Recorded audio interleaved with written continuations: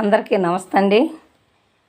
ఈరోజు వీడియో ఏమిటంటే పండ్ల గురించి పెడతాను.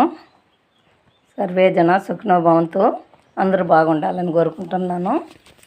ఈరోజు వీడియో ఏమిటంటే నేను మా చెట్లలో కోసిన సపోటా, మా చెట్లల్లో కోసుకొచ్చిన అరటి పండ్లు.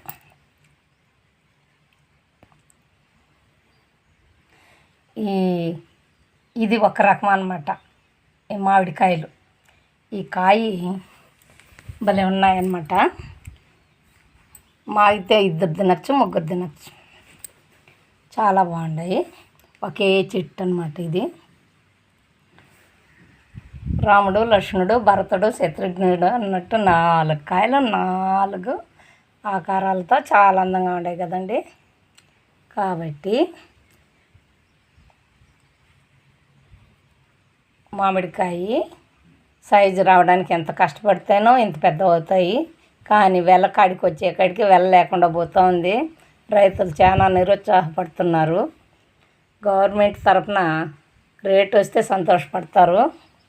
గాలి వానకు చాలామంది ఇబ్బందులు పడ్డారు, చాలా రాలిపోయినాయి.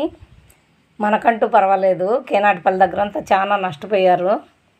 కాబట్టి మనం ఇంకా రేపు సంవత్సరానికే కదా మామిడికాయలు చూసేది. అందుకే మా మామిడికాయలు మీకు చూపించాలనుకున్నాను, చూపిస్తున్నాను. మన చెట్లో పండిన బనానా, మన చెట్లో కాసిన మామిడికాయలు, మన చెట్లో కాసిన సపోటా.